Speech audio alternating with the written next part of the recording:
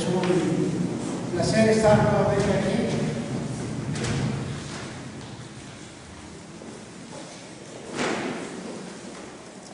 Estaba mirando acerca de la adoración que se está dando en la iglesia en general y me encontré unas palabras ahí en medio de toda esa adoración, alabanza, de unas personas que decían: esto es la verdadera adoración. Un grupo de personas que utilizan una vestimenta larga, en las mujeres precisamente un mantón en la cabeza, un largo también, y brincando y bailando y todo lo que dice. Al final dijeron: esto es la verdadera adoración. Me quedé pensando su apreciación. ¿Y cuántos tenemos esa apreciación de adorar a Dios? ¿Cuántos tenemos una apreciación cuando hacemos cosas que Dios no ha pedido, pero decimos: esto es lo que Dios quiere? Cuando dejamos la Escritura a un lado, muchas veces cometemos infinidad de torpezas. El hombre ha tenido lo que va buscando, y más en estos tiempos, para tener una iglesia llena, hay que buscar a las gentes y decirles que ahí vamos a darle lo que ellos quieren, no lo que Dios dice. Y si les damos lo que ellos quieren, pues vamos a tener la iglesia llena. Vamos a tener la iglesia rebosando de personas que van a buscar lo que ellos quieren. Así que hoy tenemos las iglesias juveniles, llenas de jóvenes, atendiendo jóvenes y buscando jóvenes. Pero cuando miramos realmente el espíritu de cambio que se da, no lo vemos. También buscamos las iglesias infantiles, en donde el ministerio infantil lleva mucho desgaste de la iglesia. En cuestión se dedican a atender a los niños. La enseñanza es buena, pero mientras usted, padre de familia, no entienda que el cambio de su hijo está marcado por su actitud, por su actividad dentro de casa, seguiremos trayéndolos a la iglesia, entreteniéndolos, pero no transformando sus vidas, plantando palabras que llegando a su casa van a ser diluidas por el comportamiento de algunos padres y de los jóvenes que están teniendo una completa independencia de sus casas. Y bueno, van buscando de Dios porque también es una moda para ellos. Y mientras no entendamos que la función nuestra es la transformación de las personas de responsabilidad, seguiremos caminando como el resto del mundo. Hace unos días terminamos el aspecto profético, todavía queda un punto más que se lo voy a dejar después porque quiero entrar primeramente a esto. Y quise tocarles acerca del nuevo nacimiento del verdadero cristiano, cuándo empieza, cuándo es. Pero hoy quiero abocarme a dos mandamientos que el Señor hace. Uno, amarás al Señor tu Dios por sobre todas las cosas. Lo harás con toda tu mente, con todas tus fuerzas, con toda tu voluntad, con toda tu alma, con todo tu espíritu. Y el segundo mandamiento, amarás a tu prójimo como a ti mismo. Tú vas a ser el reflejo para el amor que vas a dar al prójimo. Muchas veces nos ponemos a pensar solamente en cómo amo a Dios. Y dices: yo amo a Dios y se lo demuestro viniendo a la iglesia. Algunos orando, aunque la oración no sea de exaltación, sino sea solamente una oración de consuelo para su propia alma. También decimos que adoramos a Dios cuando abrimos nuestra cartera y ponemos una cuota para la obra, para la casa de Dios y todo lo que conlleva ese movimiento. También decimos que amamos a Dios cuando pomposamente decimos: soy cristiano. Una palabra que a mí me impactó mucho en Estados Unidos fue que la gente habla y dice: yo soy cristiano, nacido de nuevo.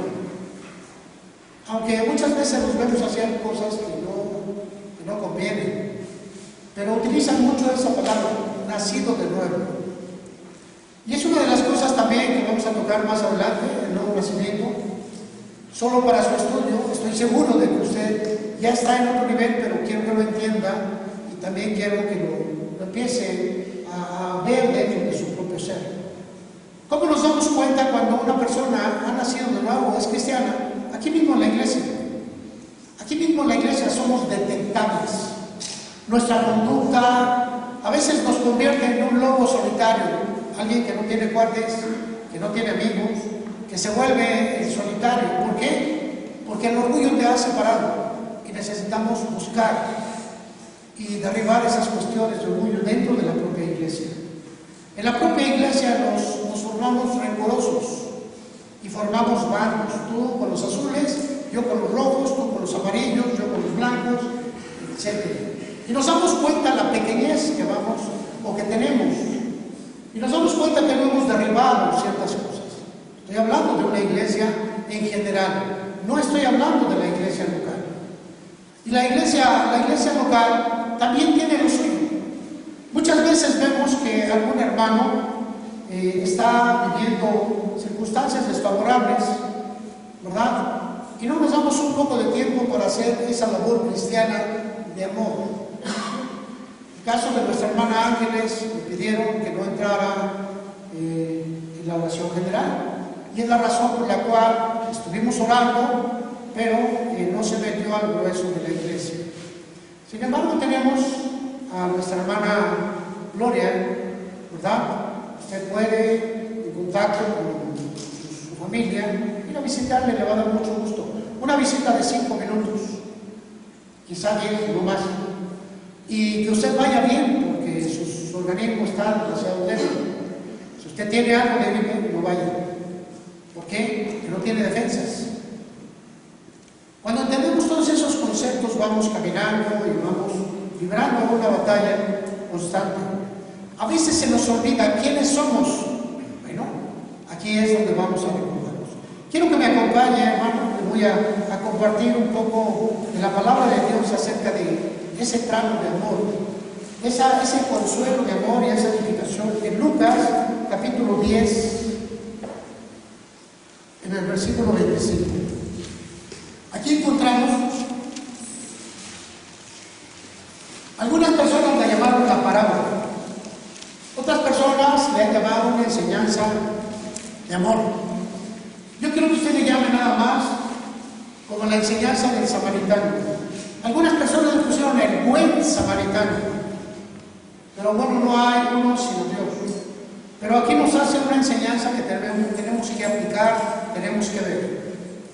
Y dice el versículo 25, ya que el Señor Jesús estaba enseñando, y dice que un intérprete de la ley, alguien con conocimiento, se levantó y le dijo, para probarlo, maestro, ¿haciendo qué cosa heredaré la vida eterna? Y él le dijo, ¿qué está escrito en la ley? ¿Cómo lees?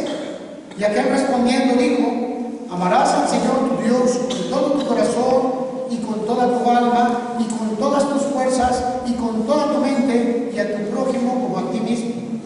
Y le dijo Jesús, bien has dicho, haz esto y vivirás. Pero él, queriendo justificarse a sí mismo, dijo a Jesús, ¿y quién es mi prójimo? Y respondiendo Jesús le dijo, un hombre descendía de Jerusalén a Jericó y cayó en manos de ladrones, los cuales le despojaron e hiriéndole se fueron dejándole medio muerto. Aconteció que descendió un sacerdote por aquel camino y viéndole pasó de largo. Asimismo un levita, llegando cerca de aquel lugar y viéndole pasó de largo. Pero un samaritano que iba de camino vino cerca de él y viéndole fue movido a misericordia. Acercándose vendó sus heridas, echándoles aceite y vino. Poniéndole en su cabalgadura, lo llevó al mesón y cuidó de él. Otro día, al partir, sacó 2 denarios y los dio al mesonero y le dijo, cuídame, y todo lo que daste de más, yo te lo pagaré cuando regrese. ¿Quién pues de estos 3, que fue el prójimo del que cayó en manos de los ladrones? Y él dijo, el que usó de misericordia con él. Entonces Jesús le dijo, ve y haz tú lo mismo. Cuando miramos enseñanza tenemos que aplicarnos a diferentes cosas, ¿verdad? Primeramente vemos aquí que el Señor está hablando acerca del amor y los dos grandes mandamientos. Amarás al Señor tu Dios y amarás a tu prójimo como a ti mismo, porque eso es lo que debe de regir en nuestra vida. Amar a Dios, vertical, hacia arriba, y amar a nuestro prójimo, horizontal y a todos lados. ¿Quién es el prójimo? Alguien que necesita de tu ayuda.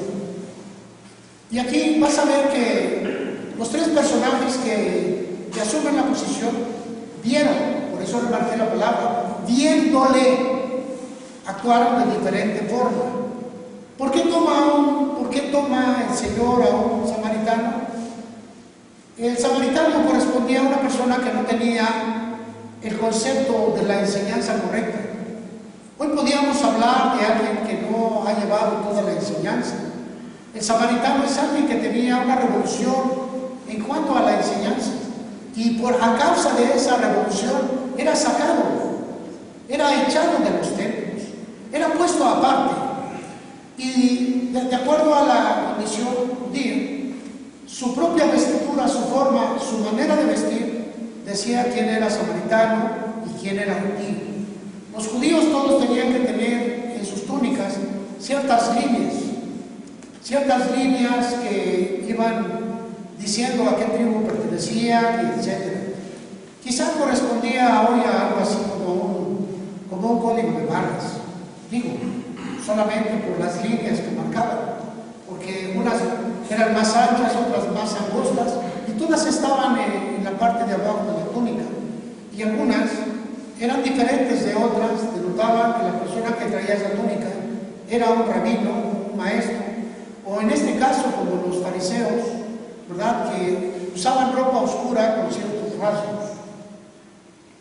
Bueno, aquí nos habla la historia de un hombre que era un samaritano, un habitante de Samaria, ¿verdad? ¿Por qué utilizaría el Señor a esta persona, a un samaritano?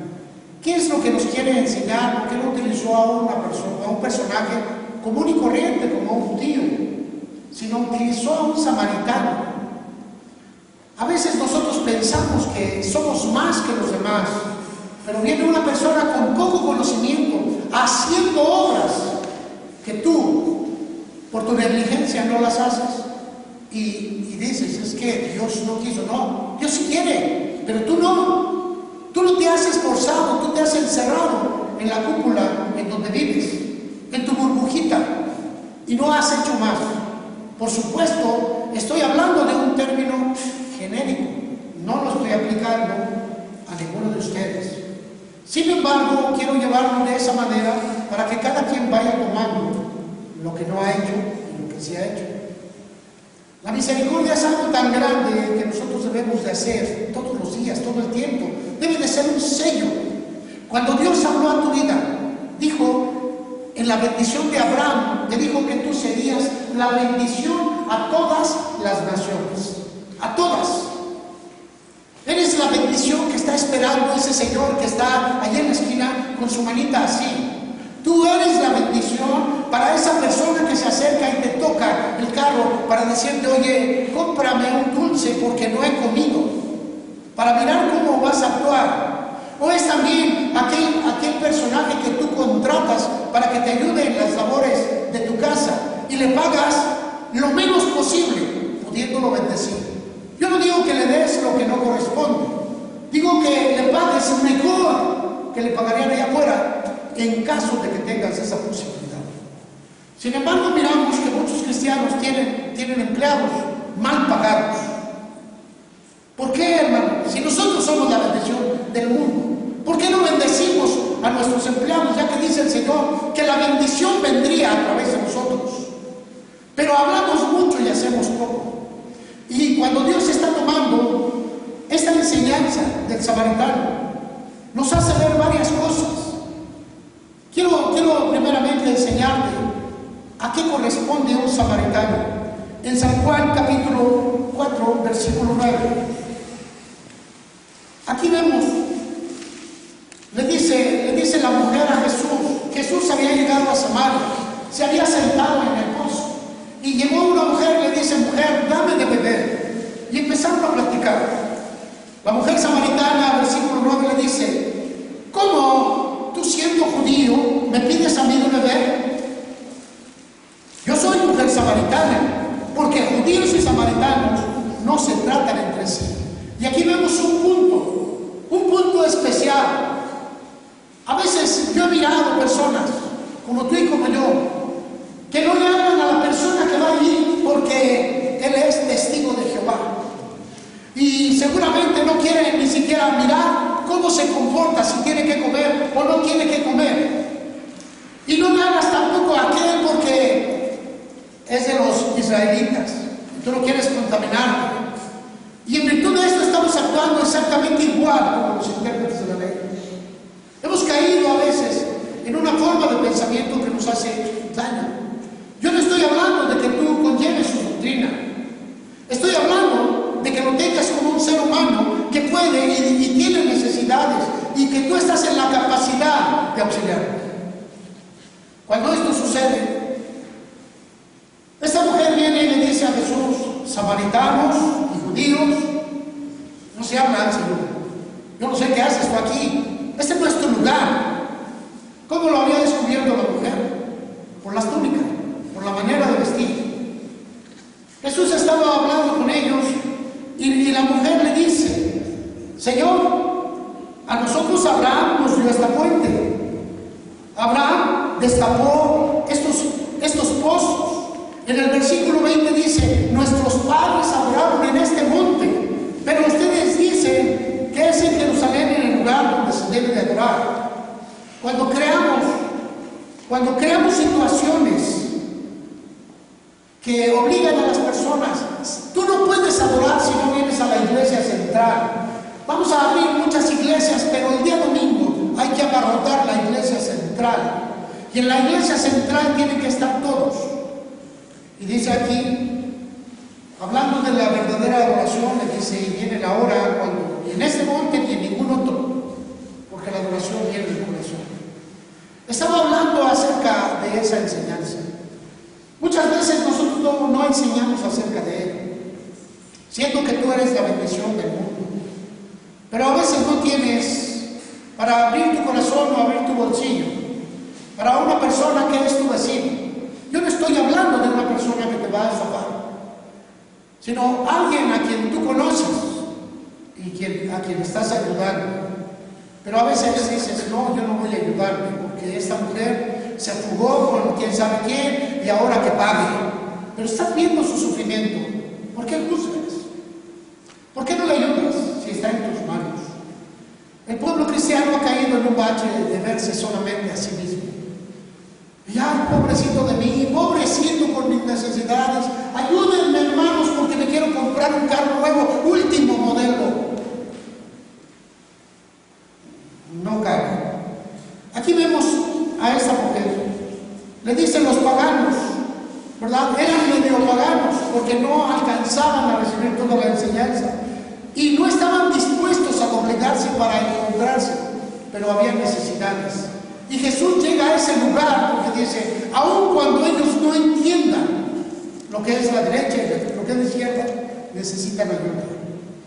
Y vemos aquí cómo empieza a darles. La mujer samaritana tenía sus propios problemas y Jesús se los dijo: mira, has tenido muchos maridos y hoy estás sola. ¿Te has dado cuenta que no es? Quizá el problema más grave con todos tus maridos no han sido ellos, sino tú. Tú los corres. Y hemos mirado cuántas hermanitas, cuántos hermanitos no tienen una pareja porque son demasiado especiales. No te me acerques. Yo puros guapos de 1,80, güeros, ojos azules, verdes, anaranjados, qué sé yo. No, yo con chicas del mundo no, ¿verdad? Que se pongan minifalda, pero que no se la pongan para los demás, nada más para mí. Estás loco. No vas a buscar a una mujer de piernas gordas para echar carreras. No vas a buscar a una mujer con qué sé yo, algo demás. Busca a una mujer que tenga el espíritu que tú tienes. va a bendecir con ello. Dice la escritura aquí, ¿verdad? A los samaritanos también se les llamó de otra forma despectiva, se les llamó mestizos. Y ese mestizaje vino a abrir un cauce de desprecio, de calumnia. En San Juan capítulo 8, versículo 48, dice lo siguiente. ¿Estás conmigo? Capítulo 8, versículo 42. Respondiendo entonces los judíos y le dijeron: ¿no decimos bien nosotros que tú eres samaritano y que tienes demonio? Los judíos habían hecho una apreciación al mestizaje y decían: todos los samaritanos tienen demonios, están endemoniados, no quieren entender. Y muchas veces nosotros juzgamos así a nuestros propios hermanos que han recibido a Cristo como su Señor, como su dueño. Y le decimos: tienen demonios, porque no piensan como nosotros. Oh, aquí hay un problema grave en el cual nosotros no hemos sabido darle el cauce correcto. Enseñamos mucha doctrina de victoria, mucha. Y le decimos a la gente: brinca, danza, glorifícate, haz una coreografía para acá, otra para allá, vamos a... Y está bien, porque tenemos que romper las cadenas. Pero cuando le decimos que eso es toda la doctrina, sin entrar al conocimiento de Dios, hay algo malo. Y necesitamos voltear nuestros ojos a la doctrina, a la enseñanza. Ellos habían hecho la condición de que todo el que no era de este lugar seguramente tiene demonios. Piensan diferentes. Llegamos a una iglesia pentecostal y salió una chica girando. Lo malo que llevaba en la mano un pandero. Y giraba y giraba y giraba muy rápido. Y yo miraba y dije: se va a caer o le va a pegar a alguien con ese pandero, y rozaba. Y dije: donde le pegue a alguien, le va a desgraciar la cara. Y descansaba. Luego mirábamos a otra persona. Y yo digo: ¿a qué hora se va a marear esta persona? Se va a marear. Otros sacudiendo la cabeza. No sé, yo creo que traían algo en el pelo y querían sacudirse de un lado al otro. Su manera. ¿Voy a decir que tienen demonio por eso? Es su manera. Es su manera. Acercarla a Dios, correcta o incorrecta, no lo sé. Es su manera. Al fin y al cabo, lo que mira Dios, lo que está aquí adentro. Y dice la Escritura que Jesús toma este ejemplo para amar al prójimo, ¿verdad? En Hechos de los Apóstoles, capítulo 1, ¿vas conmigo? Hechos 1, en el versículo 8, mira qué mandamiento les da el Señor Jesús. Pero recibirán poder, les dice a sus discípulos, cuando haya venido sobre ustedes el Espíritu Santo, y me serán testigos en Jerusalén, en Judea y en Samaria, y hasta lo último de la tierra. Él no deja fuera Samaria, aunque esté colocada en medio de un mestizaje espiritual. Y quiero hablar acerca de ese mestizaje, que muchas veces nosotros queremos decir que todo el que no piensa como nosotros es un mestizo. Me refiero a la enseñanza. Todo aquel que hace las cosas diferentes a nosotros es un mestizo. Pero ¿qué crees, hermano? Esos mestizos estaban haciendo la obra que tú deberías de haber hecho antes. Esos mestizos se han levantado en tu lugar para hacer lo que tú no haces. Esos mestizos o esos samaritanos que representan hacen una obra. Algunos de nosotros, la única cuestión que hacemos es venir a la iglesia y salimos como aquellos que repiten 20,000 veces: Padre nuestro que estás en los cielos, santificado sea tu nombre. Amén. Otra vez: Padre nuestro que estás en los cielos. Y al final, ¿qué hicieron? Nada. Nada. Y muchos de nosotros hemos caído en esa cuestión y por ende la iglesia no tiene mucha atención para nuestra vida, porque así estamos en nuestro corazón.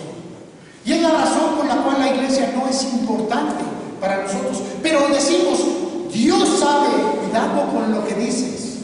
Dios conoce la tibieza que hay en el corazón de muchos, que no salen porque aman su trabajo, su dinero, su riqueza.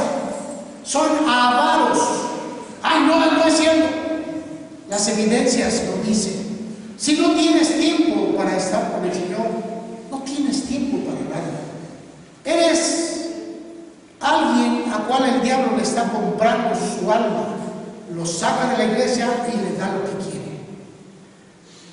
El samaritano va a ser un ejemplo que nosotros necesitamos observar cada día más. El Señor le dijo: vayan y testifiquen a Jerusalén primero, la casa de Dios. Vayan a Judea, a todos los que aman al Señor, aquellos que tienen ganas de encontrarse con Dios. Y por último, vayan a Samaria, vayan al mestizaje. Vayan hacia aquellos que tienen equivocado el rumbo para tratar de sanarlos, tratar de educarlos. Ellos van a decidir que sí o que no. La mujer esta le dice a Jesús: pues no nos llevamos, Señor, samaritanos y judíos, pues no nos tragamos, nos caemos redondos, ¿verdad? En el idioma coloquial. Pero nos dice el Señor: vamos al campo misionero, al campo de las misiones. Hazte a la idea de que tú eres los pies del Señor, que tú eres la boca del Señor, que tú eres las manos del Señor. Pero quizá te has acomodado a solamente asistir a la iglesia cuando tenés cuidado, ¿sabes? Tu espíritu no va a actuar. Fíjense cómo un hombre, aquí mismo en Hechos de los Apóstoles, pero desde el capítulo 8, cuando vino la persecución, cuando vino esa persecución, todos fueron expulsados de Jerusalén, menos los apóstoles. Así que los diáconos fueron echados fuera, la gente del pueblo fueron echados fuera, y empezó un éxodo hacia las aldeas. Dice la Escritura aquí en el versículo 8:4, que hubo un hombre de nombre Felipe, y dice la Escritura que fue esparcido. Los que fueron esparcidos iban por todas partes anunciando el Evangelio, y entonces Felipe, descendiendo a la ciudad de Samaria, les predicaba a Cristo. Había casi 30 kilómetros de Jerusalén a Samaria. Jerusalén estaba en la loma y Samaria era parte del valle. Había que caminar mucho, y Felipe decidió caminar a Samaria, ¿verdad? Recordemos que les habían quitado sus propiedades, les habían quitado sus trabajos, les habían quitado todas sus actividades, y ellos habían sido echados. Los únicos que no se movieron, que les perdonaron, que no se movieron, fueron los apóstoles. Pero era parte del plan de Dios. Muchas veces, hermano, Dios va a incomodar tu vida para que le prediques. Va a incomodar tu manera de ser para que voltees a verlo. Y dice que Felipe, el diácono, iba caminando. Felipe, descendiendo a la ciudad de Samaria, les predicaba a Cristo. Y aquí vemos un varón lleno del Espíritu Santo. Él sabía que aún en medio del dolor Dios lo había enviado a hacer algo. Aún en medio de esas circunstancias, él iba caminando. Y dice, y la gente unánime escuchaba atentamente las cosas que decía Felipe, oyendo y viendo las señales que hacía, porque de muchos que tenían espíritus inmundos salían estos dando grandes voces, y muchos paralíticos y cojos eran sanados. Así que había un gran gozo en aquella ciudad. Vemos como un hombre que sale, un hombre que es enviado, un hombre que va bajo el cobijo de Dios, empieza a tener señales, porque él quiere obedecer. Él no está viendo su vida, no está viendo su infortunio, no está viendo la persecución de su propia existencia. Él está viendo que existe un propósito en donde Dios le dice, ve, en donde Dios le dice, sal, anda. Y en medio de todas esas circunstancias, este hombre se convierte en el primer evangelista del Espíritu Santo. Del Espíritu Santo. Él fue enviado, era de los diáconos. Junto con Esteban fueron los que permanecieron. De los otros 5 vemos uno desviado, y de los otros 4 no sabemos mucho. ¿Qué estaba sucediendo? Bueno, hermano, podemos mirar aquí varias cosas. ¿Qué es lo que nos enseña acerca de todo esto? Volvamos a la parábola, a la enseñanza del buen samaritano en Lucas capítulo 10.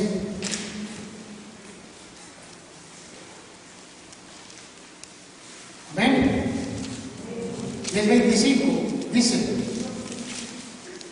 ahí empieza, y el Señor está hablando acerca del amor a Dios y del amor del prójimo. Y bueno, este hombre ha escuchado toda la enseñanza y le dice, bueno, Señor, ¿y quién es mi prójimo? Y quizás te has preguntado tú también esa cuestión, ¿quién es tu prójimo?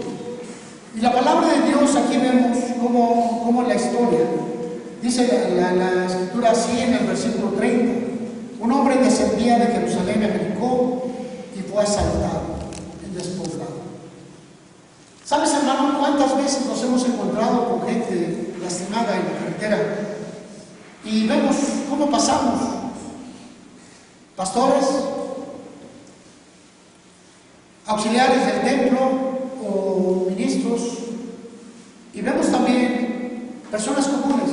Pero aquí el Señor enfatiza que la gente común, ese mestizo fue el que se paró, pero que no se paró al auxiliar, ni el ministro ni el auxiliar de la iglesia. ¿Qué sucede, hermano? Tenemos la vista corta, desafortunadamente sí. Muchas veces vemos a estos tipos en la calle que se acercan y te dicen, oye, ¿me regalas una moneda? Y aquí yo no quiero que tú caigas en algún tipo de estafa, ya que la palabra de Dios dice lo siguiente, y quiero que lo veas otra vez analizando la circunstancia, ¿verdad?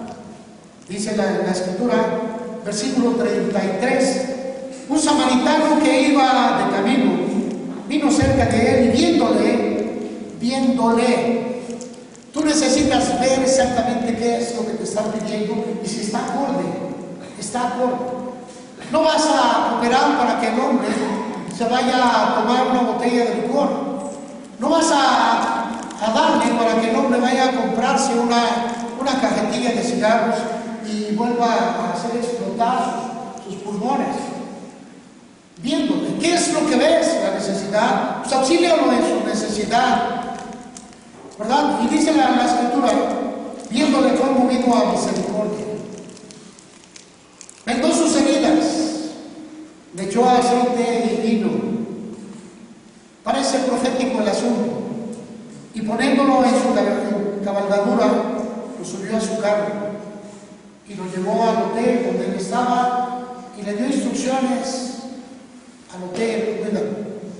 Yo creo que habrá veces, hoy es muy difícil porque hoy se nos prohíbe mover a una persona herida en la calle, ¿verdad? Pero hay gente que lejos de ayudarle nos culpa.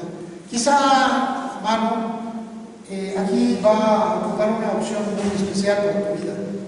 Tú haces esto. Tienes en cuenta que es el segundo mandamiento de la ley de Dios, que te acerca a Dios y que te hace diferente.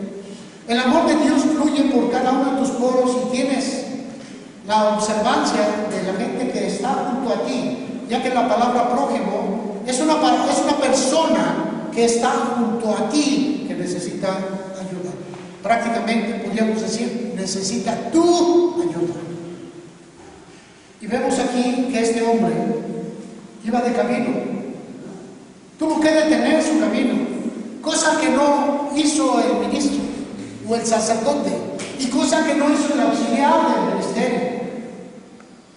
Y vemos aquí que hay algo que nos está haciendo daño, algo que hemos dejado a un lado, la misericordia. Y la misericordia es importante para nosotros, muy importante, ya que la misericordia es el amor puesto en movimiento, en acción. Tú puedes decir que amas a tu prójimo, pero si no hay misericordia no hay nada, solo palabras. Pero si así amas a tu prójimo, ¿qué ves? ¿Cómo amas a Dios que no ves?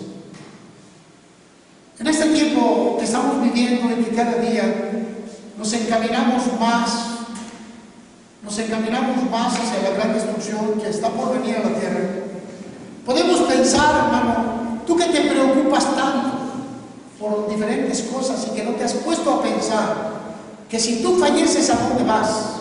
Que si fallece alguien de tu familia, ¿quién lo va a auxiliar? Porque no has tenido tiempo de acercarte a Dios.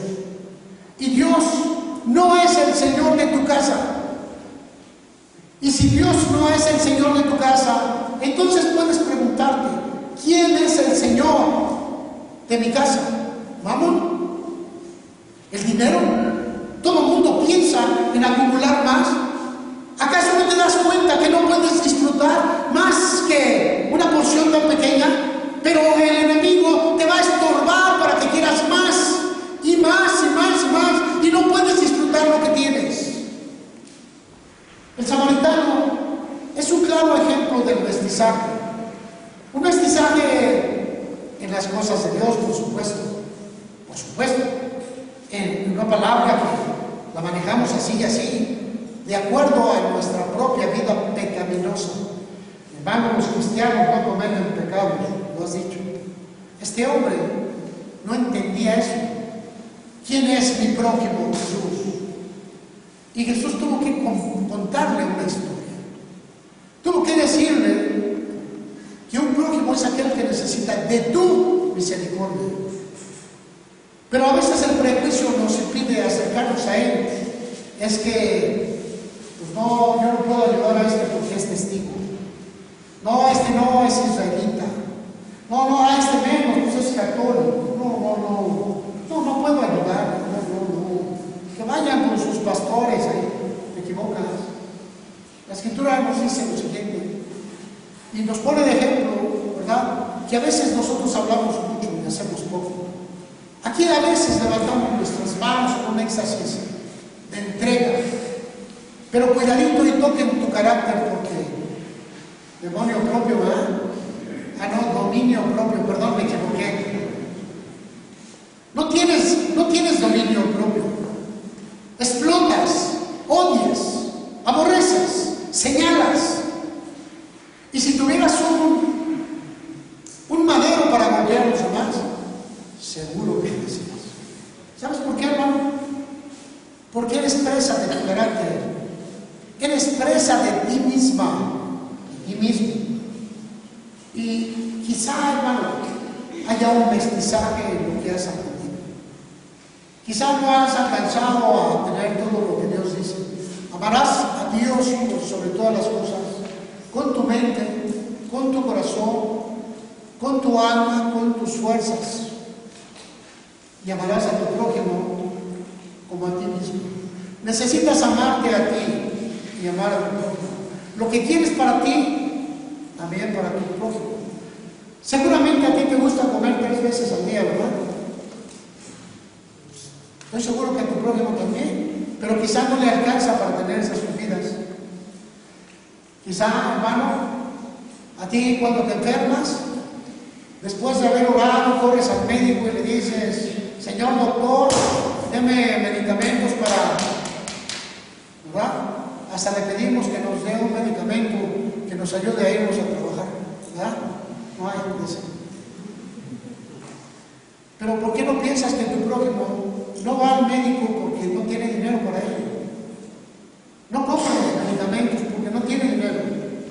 Y es aquí donde vamos a ir partiendo.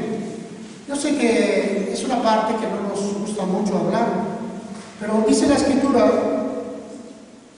en el versículo 31, aconteció que descendió un sacerdote por aquel camino. Aquel camino fue contemplado el descenso de Jerusalén a Samaria. Había tramos demasiado solos y seguramente había ladrones. En este caso, habían golpeado a este hombre. Lo habían dejado para la raza. Lo habían dejado mal. Y quizá este sacerdote, dice en el versículo 31, descendió un sacerdote por aquel camino y viéndole, pasó de largo. No puede cerrar los ojos porque lo vio. Él miró cómo estaba. Él miró lo que necesitaba. Él miró lo que estaba ocurriendo. Pero cerró los ojos. Ay, pues a ver si viene ahorita, ¿verdad? Voy a orar por ti, hermano. Un rababasado, ya te bendigo. Gloria a Dios. ¿Sabe cuántas personas hacen eso? Luego pasó el auxilio auxiliar del ministerio, un levita. Llegando cerca de aquel lugar y viéndole, pasó de largo. Voy a avisarle al pastor, voy a avisarle al sacerdote. No, yo no me meto ahí. No, ¿qué responsabilidad? No, voy a avisarle al pastor. ¿Qué acaso no sabes que cuando tú miras algo te comprometes? ¿Acaso no sabes que viendo lo que estás viendo ya tienes una obligación? Es espiritual. Es como cuando viene una persona y le dice, pastor, fíjese que mi vecino no tiene que comer.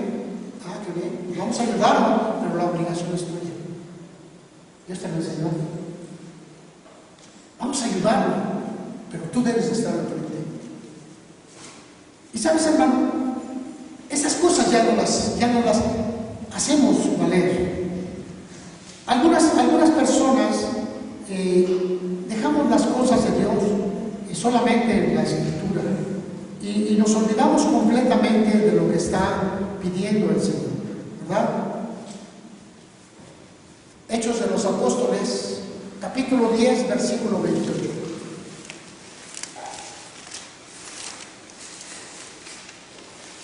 Yo sé que el Espíritu Santo te está hablando en este momento.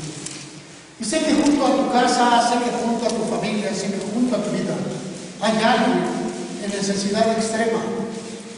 Y tú has tratado de cerrar los ojos, justificándote de que alguien te va a ayudar. No es así.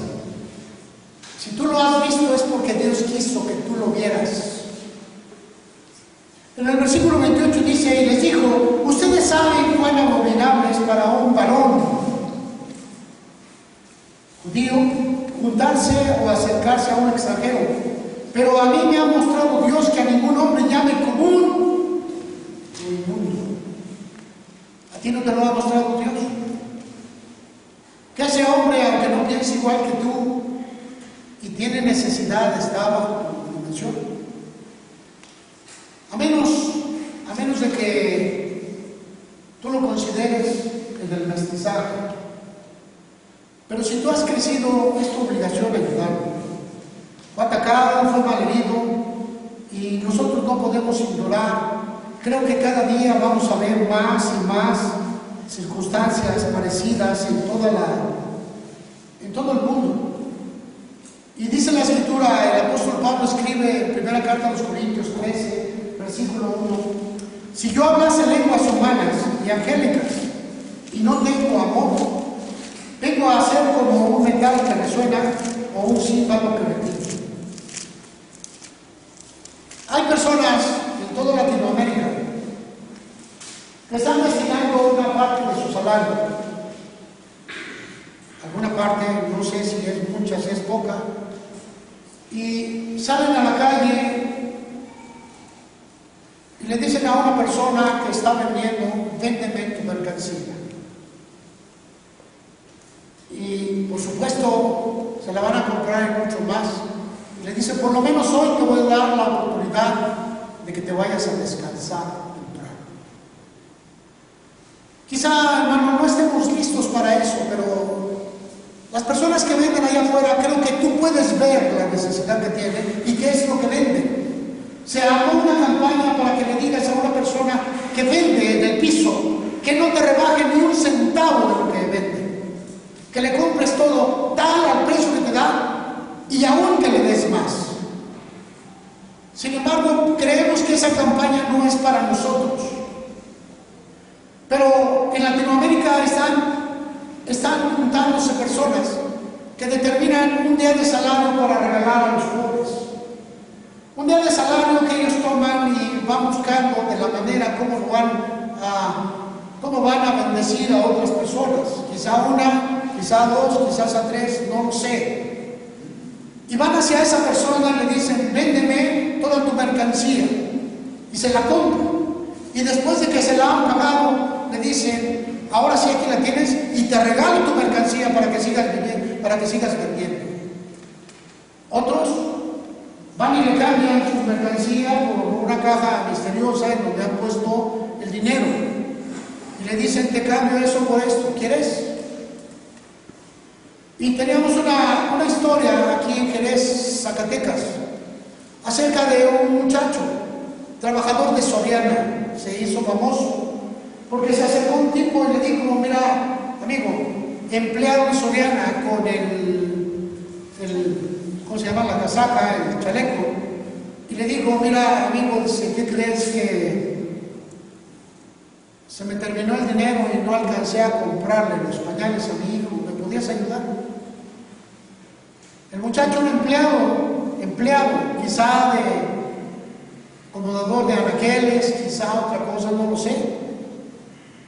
Y le dijo: espérame aquí.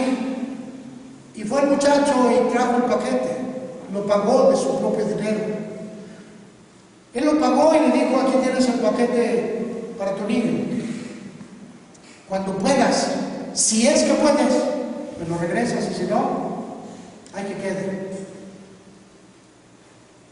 Era una forma de que lo estaban probando. A este muchacho le regalaron un carro, y ahora otra persona de dinero fue a buscarlo porque quiere regalarle una casa. Pueden verlo en el internet. Y sabes, hermano, estoy hablando de cosas porque la gente tiene necesidad, pero la iglesia no las tiene. Y necesitamos despertar a ese tipo de cosas. Si tú eres bendición, sé bendición para la gente que te rodea. No solamente hables un evangelio carente de amor, carente de espíritu. Si yo hablas en lenguas humanas y angélicas y no tengo amor, vengo a ser como metal que resuena o címbalo que retina. Hoy tú tienes esa posibilidad. Viene un tiempo en el cual estaremos mirando grandes necesidades. ¿Qué es lo que somos? Muchos de nosotros nos hemos contemplado solamente en oidores. Venimos a la iglesia cuando nos nace. Y después le estamos diciendo a Dios: yo no sé por qué mis hijos no quieren nada con Dios. Pues eso fue lo que les enseñaste. Le decía a un hermanito: si tú no regresas a la iglesia a tiempo, tus hijos te lo van a cobrar. Es que, hermano, es que no he podido ir. Ya te lo dije, el problema está ahí, porque tus hijos te están dando cuenta. Otro baboso dijo: cuando ellos sean grandes van a decidir. ¿Qué es lo que van a decidir? Que pueden caminar sin Dios, porque es lo que les estás enseñando. ¿Eso es lo que quieres que decidan? Y vemos aquí cómo hoy tenemos en esos hijos que están caminando sin Dios y van a vivir una vida sin Dios. Santiago capítulo 1, versículo 22 dice: pero sean hacedores de la palabra y no tan solamente oidores, engañándose a ustedes mismos. Porque si alguno es oidor de la palabra pero no hacedor de ella, este es semejante al hombre que considera en un espejo su rostro natural, porque él se considera a sí mismo y se va y luego olvida cómo era. Te olvidas. Te mides a ti por ti mismo. No, mídete con el Señor si quieres medirte con Él. Y mira qué tanto te falta, y mira lo que estás haciendo con tu vida. Hermano, hoy vino con la espada desenvainada, ¿verdad? Si supieran la urgencia que tengo de vaciarles todo lo que les doy, si supieran la urgencia que tengo de que ser sacudidos en lo profundo de su espíritu, quizá otra cosa. ¿Qué viene? No sé. Pero la urgencia sí la tengo. Que volteemos a ver a Dios, que volteemos a ver a la palabra, pero con un ánimo de hacedor. Me ponía a pensar en la cantidad de gentes que están llenando los lugares, y me ponía a ver la doctrina que les dan, y les digo: pues quizá eso es lo que quieren, quizá eso es lo que necesitan, quizá eso es lo que buscan. Y me comprometí con Dios de no hacer ese tipo de cosas. Y si voy a terminar mi vida con poca gente, que sea la gente que Dios quiere, que sea la gente que Él ha escogido. Y esto es lo que voy a seguir haciendo, empujándote para que transformes tu existencia, tu espíritu, empujándote para que conozcas la verdad y la realidad de la Escritura, para que conozcas más de aquel a quien dices amar, pero que conozcas también la responsabilidad que conlleva haber venido a sus pies. Aquel hombre fue tomado por Jesús para enseñarnos el mestizaje que hay allá afuera. Y dice que los que tuvieron conocimiento creen que su doctrina es solo dentro. Y el mestizaje nos vino a enseñar que hay que accionar. Porque muchos somos oidores, pero no hacedores de la palabra. Estamos muy ocupados con nuestra propia manera de ser. Gloria al Señor. Señor, bendíceme. Bendíceme otra vez. Otra vez bendíceme. Señor, tú sabes cuánto te necesito. ¿Para qué? ¿Para qué pides tanta bendición? ¿A quién vas a bendecir? ¿A quién le estás haciendo bien? ¿A quién? ¿A dónde te envió Dios que no lo has escuchado? ¿La comodidad de tu casa? Ay, es que yo me pongo a orar todos los días. El que sabe hacer lo bueno y no lo hace, ¿qué dice? Mi Biblia dice que es pecado, pero no sé qué diga lo tuyo. Y si Dios te preparó y tu corazón está para hacer cosas y no las haces, perdóname, hermano, estás en pecado. Es tiempo de sacudir a este mundo que nos rodea, pero no lo vas a sacudir con ideas, con ideologías extrañas, con filosofías. No lo vas a sacudir. Se sacude con el poder de Dios. Y aún así muchos no van a querer caminar. Les platicaba el miércoles que cuando salimos Dios nos envía a personas y vemos milagros. Y después regresamos a la iglesia y no los vemos. ¿Por qué, hermanos? Porque los milagros son una herramienta para alcanzar a las gentes. Pero la gente que ya está alcanzada necesita transformar su vida. Tú no puedes ir de un milagro a otro si no lo necesitas. Sin embargo, Dios tiene abierto un cauce de sanidad y de milagro en la iglesia. Pero en realidad son herramientas para alcanzar a la gente. Pero no las quieres usar. Felipe, el diácono, el auxiliar de la iglesia, sí, es diferente porque la autoridad lo corrió, le dijo, ¿sabes qué? No te queremos en Jerusalén. ¿Cómo le vas a hacer? No sé, a lo mejor fueron y tiraron su casa y Felipe pues apenas se consiguió una carreta y lo poco que tenía y subió ahí a sus dos niñas, dos señoritas tenía, y la subió ahí y quizá la mujer en la carreta, que era lo más valioso que Dios le había dado. ¿Qué más de cosas valiosas tenía en su carreta? No sé, hermano, no sé. Él iba a una vida nueva, completamente diferente. Él iba a enfrentar necesidades y carencias. Quizá podía haber subido algún animalillo. Quizá tenía algo más, pero lo más valioso, su familia, era lo principal para salvar. Era lo principal. Voy a hacer mi mejor esfuerzo para alcanzar mi familia. Voy a hacer mi mejor esfuerzo para compartir la palabra a la gente que conozco. Y voy a dejar abierto un panorama para que Dios lo haga. Hay una parábola, y esta sí es una parábola que se encuentra en Jeremías, no la vamos a ver ahorita, que es llamada la casa del alfarero. Y en la casa del alfarero dice que había un hombre que fabricaba instrumentos, y dice que cada instrumento tiene una razón por qué. Y dice que cuando se le deshacía uno, se estrellaba, pues lo volvía a meter a la masa y volvía a construir otro. Nosotros somos la masa y el alfarero es el Espíritu Santo y hace en nosotros un vaso útil para bendecir a las naciones. Pero depende de nosotros si no estamos estrellados, coartados, si no estamos defectuosos, si no estamos inflados, si no estamos listos para hacerlo, ese vaso no servirá. A veces esos vasos que estaban siendo formados en casa del alfarero se llenaban de grumos, tenían aire, había que volverlos a refabricar.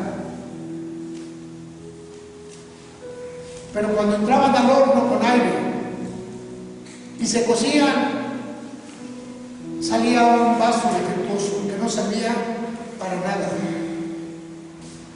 Y yo me he preguntado, hermano, el horno es llamado también el crisol de Dios, el lugar donde vamos a ser probados. ¿Qué tantas burbujas tenemos nosotros que cuando seamos metidos en el horno, resulta que los líquidos que vienen a nuestro ser son fregados, no sirvió el vaso?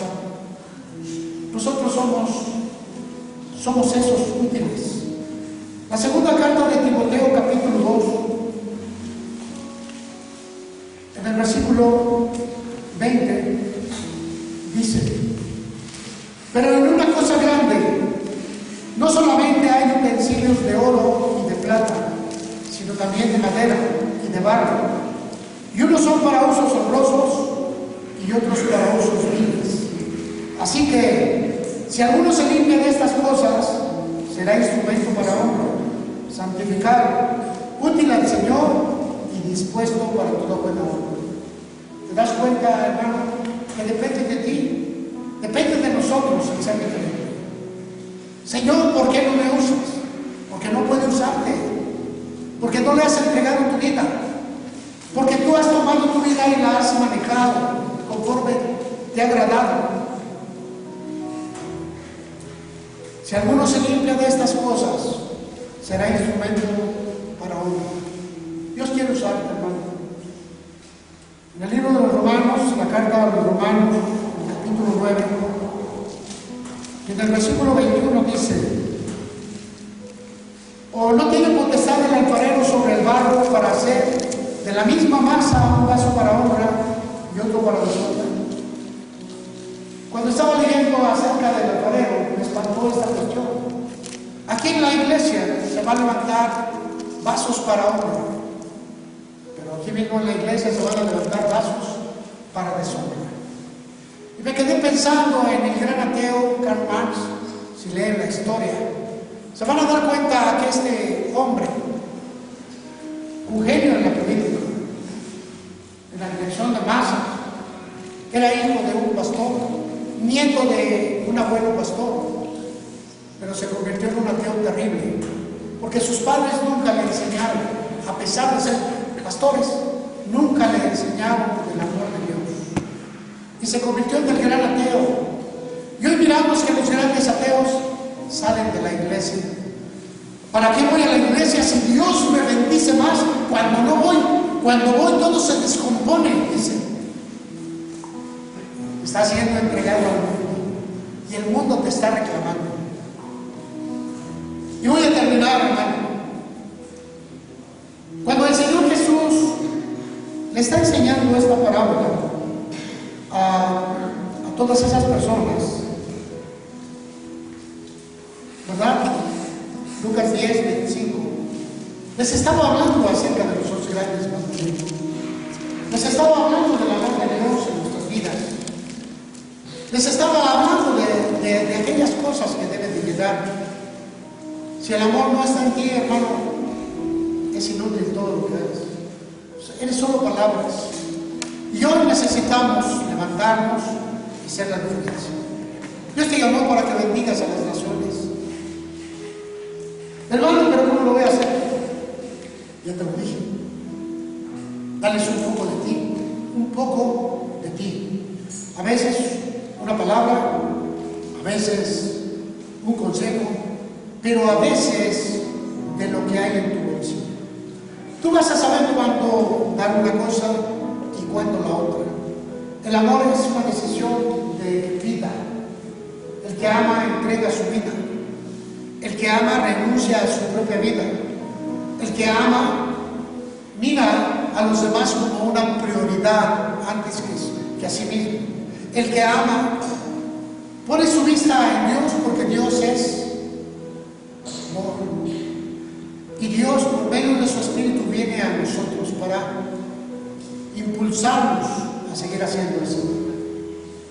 Yo quiero que te pongas de pie, hermano, un momentito. Tú eres una bendición para mucha gente. Dios te llamó así. Y cuando te puso en ese sitio. Seguramente Dios está haciendo maravillas. Está viendo una persona que puede hacer. No te digo que vayas a buscar, no. Hay necesidades en todo el mundo. Pero cuando tú veas, porque aquí la acusación es porque vieron y no actuaron. Y esa es la acusación. Y ejemplifica que otro viéndolo, pero no tenía la calidad de palabra que tú tienes. Y sí entendió que el amor limpia multitud de pecados. Quizá hoy es el tiempo, hermano. Yo no te digo que regales tu dinero. Ve la necesidad.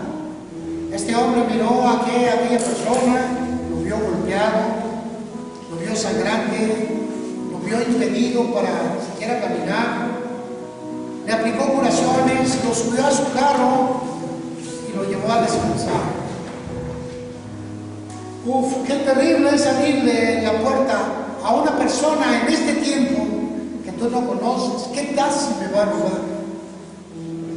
¿Qué tal si se va a llevar lo mío? ¿Sí?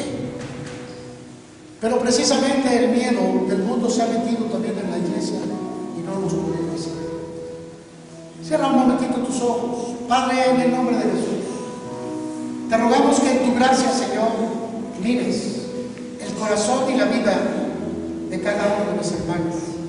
Tú has abierto cauce y oportunidad para demostrar lo que somos, quiénes somos. Ayúdanos, Padre, que cada día seamos reconocidos por ti en lo que hacemos y reconocidos también por la misma gente mediante el testimonio de vida que hacemos todo el tiempo. Padre, ayúdanos a trasladar tu espíritu de amor a toda esta generación. Que tu nombre se glorifique aún más, Señor. Bendice a esta iglesia, a mis hermanos, que cada uno de ellos, Señor, tiene tu espíritu. Y seguramente, Señor, son grandes dadores. Bendícelo, Señor, porque tú prometiste darle más al que tiene más y al que da más. Tú dijiste, Señor, que no iba a escasear la semilla en aquel que siembra.